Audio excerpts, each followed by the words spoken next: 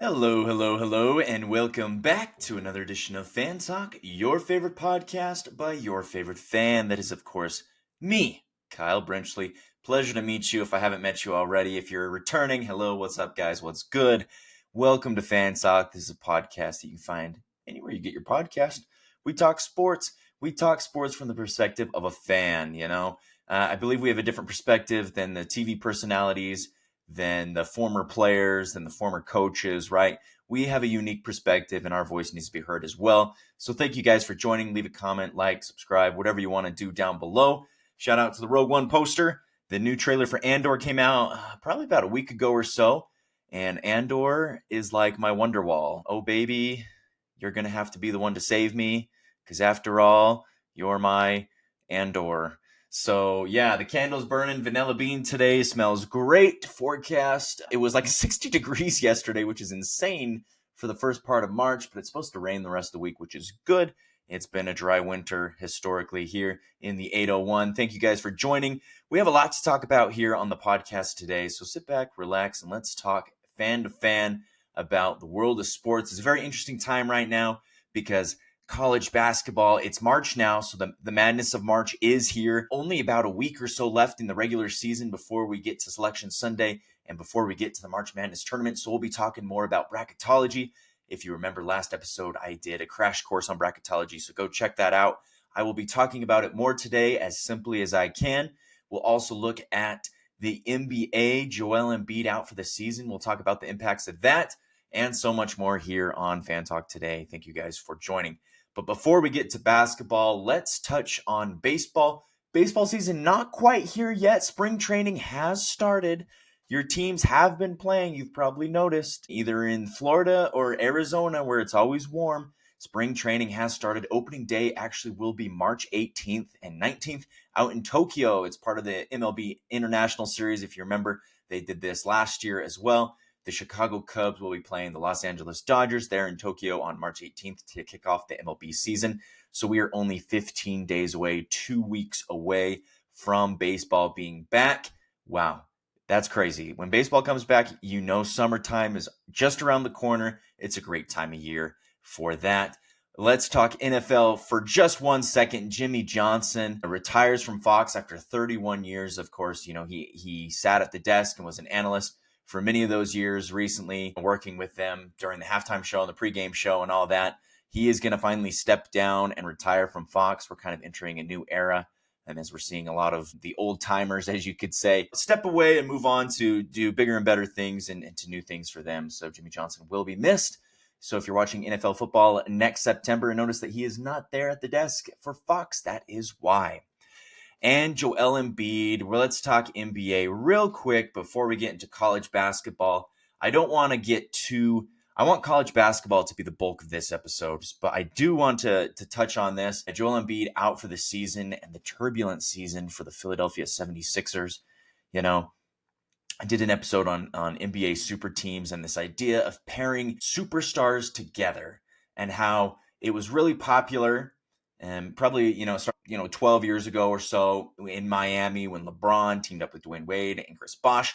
That was kind of like the first true super team where like people would come together and they would recruit, players to come with them.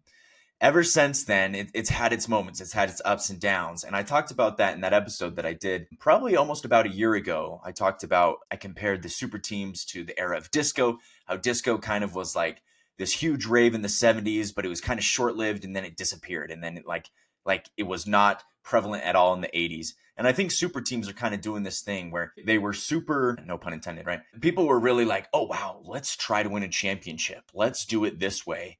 Let's try to get stars that are already established.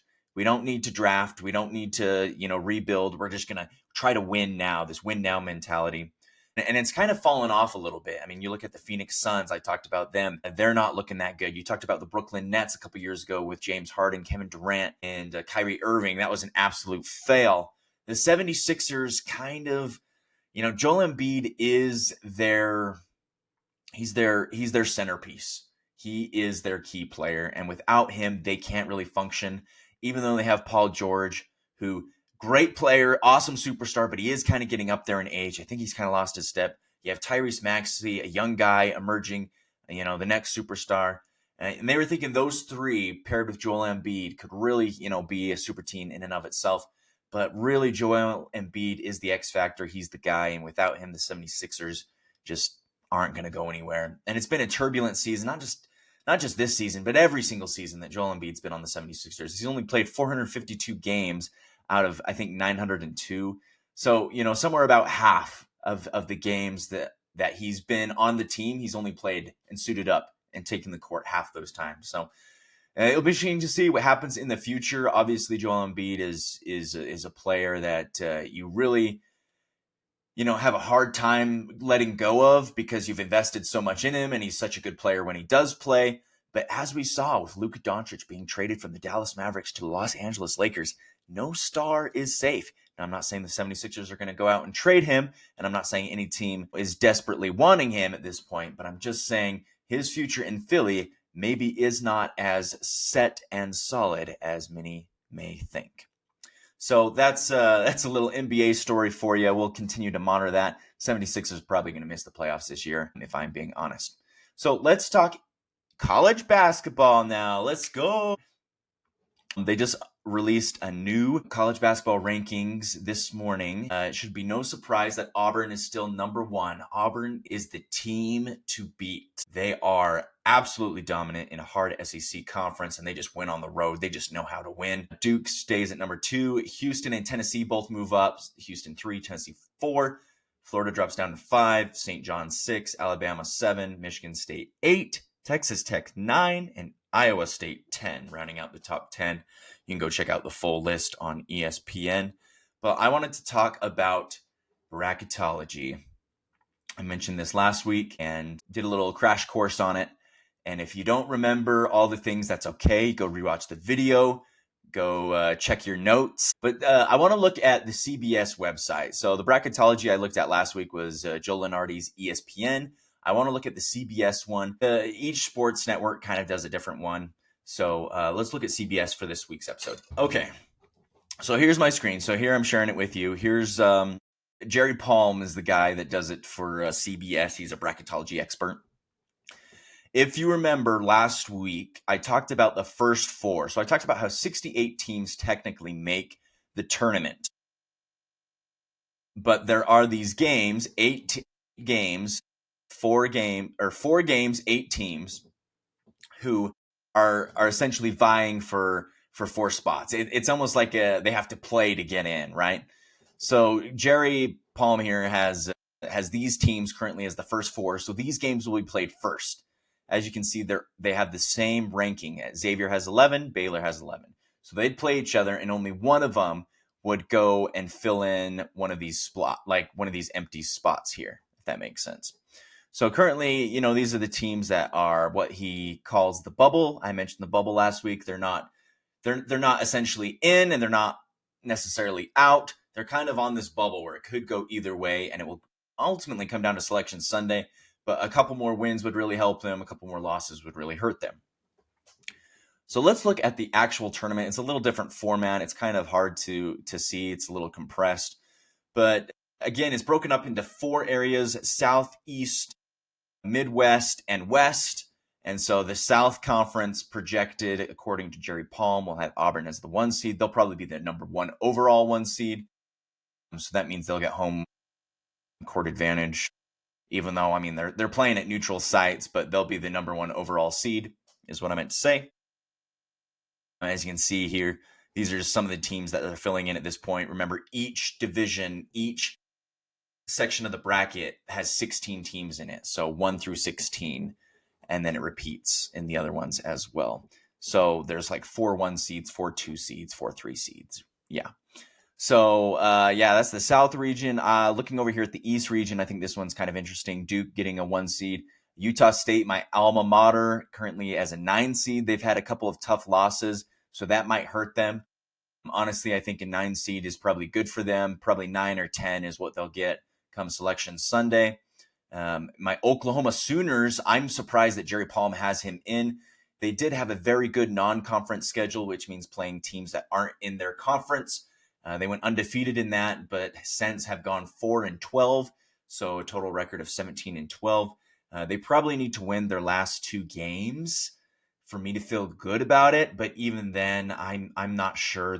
If anything, if they do get in, it's probably going to be one of these first 4 games as an 11 seed.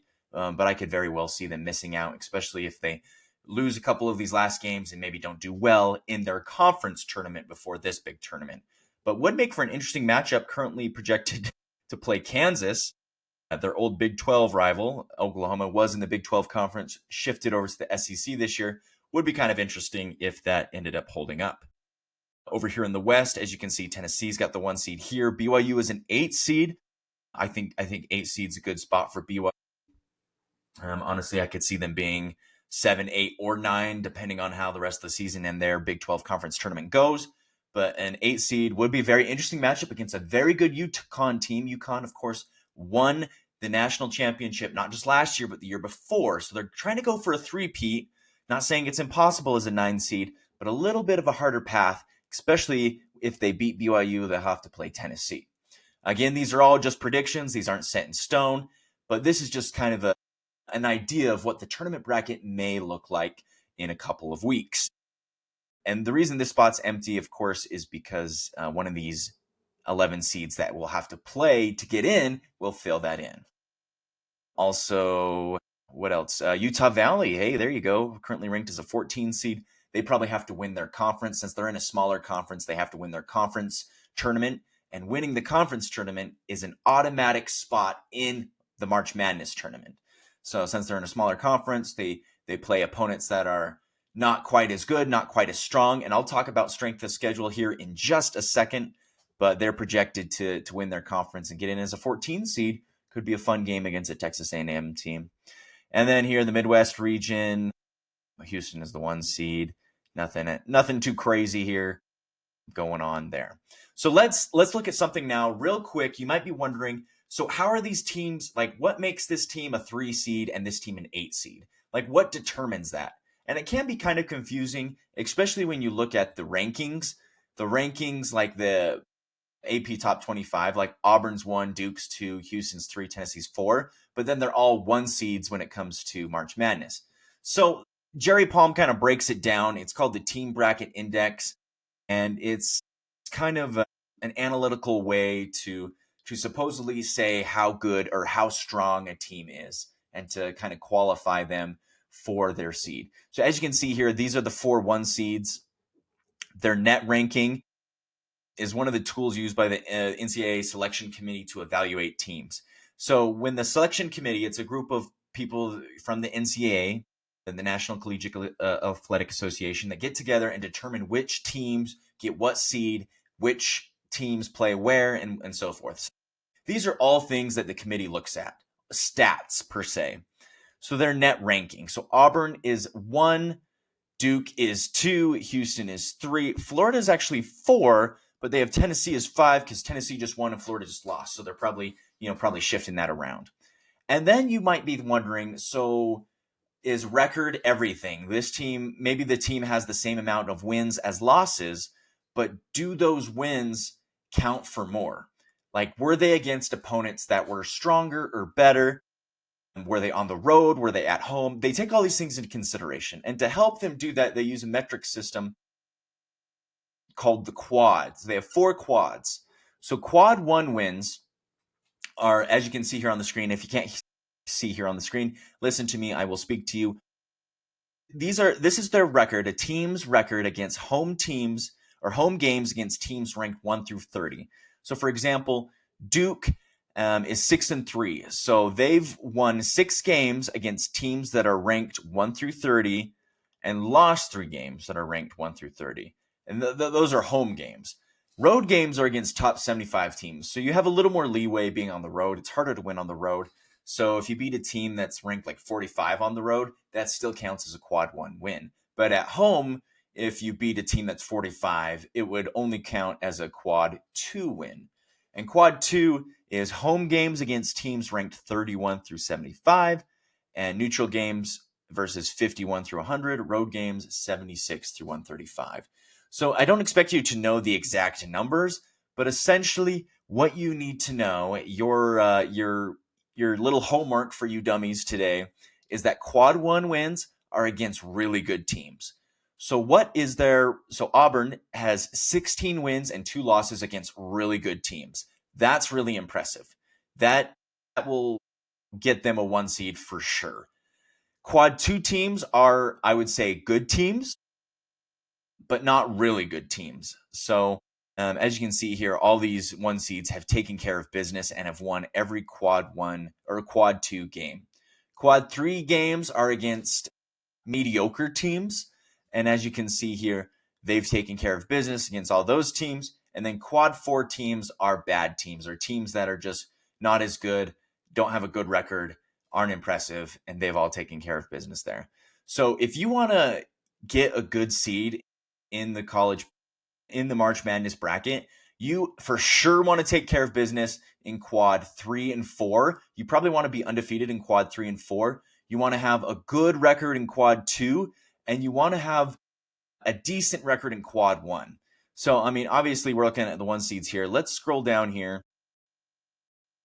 Let's look at these teams on the bubble. This will be an interesting experiment. So these teams on the bubble, again, as I mentioned earlier, these teams are, if they win a couple games, they have a better chance of getting in. If they lose a couple games, they're probably out. It's sixes at this point for all these teams. So let's look at Georgia. Georgia has taken care of business in quad 2, 3, and 4. They are undefeated in those games against good teams, mediocre teams, and bad teams. Against really good teams, they are only 4 and 11. So that's what's kind of hurting them, is that they kind of have a losing record, and not by a little bit, but by a lot of bits. So they're 18 and 11, and all of their losses have been quad 1. So they've taken care of business, but they've lost against some good teams. So the committee needs to consider, are those 4 wins enough? Like, do they need to win more? Are those 11s too much? So that's just something interesting. Let's also look at Boise State. Let's look at the Mountain West, because the Mountain West is an interesting conference. They're pretty good at basketball, but they have limited quad 1 opportunities. If you look at Georgia, they had 15 games that counted as quad 1. Boise State has only had 8. So the games mean more, essentially. Taking care of business against bad teams. They do have 2 quad 3 losses, which may end up hurting them pretty bad, because quad 3, any losses in quad 3 are not good. Quad 1 is very understandable. Quad 2, understandable as well. But when you get quad 3 losses, the committee's kind of like, oh, that's a bad loss. I don't know about that. And then quad 4 losses, you have no business losing in quad 4. If you lose in quad 4, you have no business being in the tournament. So Boise State take care of business against bad teams. Mediocre teams, they do have 2 losses. Good teams, they have 1 loss. Quad 1, they have only had 8 opportunities in their 3 and 5. So with Boise State, I think personally, if they're going to get into the tournament, they have a game against Air Force. That's a cupcake game. They're going to need to go far in the Mountain West tournament. So they're probably going to need to beat a San Diego State team, a New Mexico team, a Colorado State team, a Utah State team in the tournament. If they win the Mountain West tournament, then they automatically get in and probably steal a bid from another one of these bubble teams. But they probably need to win a couple more quad 1 and quad 2 games in the Mountain West tournament to get in. I think Jerry Palm is right to have him kind of further down here with Indiana and Cincinnati. Because look at Cincinnati. They've only had 1 quad 1 win. So, I mean, not very impressive resume in my opinion. So, yeah, that's kind of what the metrics are saying about quad 1, quad 2, quad 3, quad 4. You can find a whole list of this here on CBS Sports, or if you just type in on the website, just type in net rankings college basketball and it'll give it to you. But yeah, essentially that is what the tournament is looking like. If it started today, of course, it's not starting today. And so we still have to wait a couple more weeks for that. But thank you guys for joining me on this wonderful episode. I'm so excited for college basketball. It should be exciting. Next week should be a fun episode previewing conference tournaments as well as the big March Madness tournament as well. So stay tuned for that. I might have a guest on for the show, so it could be fun. If you ever want to be a guest on the show, please let me know down below or connect with me on any of my socials that I'll link in the description below. Thank you guys for watching and or listening to Fan Talk. Again, this is a podcast that you can find anywhere you get your podcast. I am out there. Please leave a comment if you liked what you heard today. And I'll guys see you next week for another edition of fans.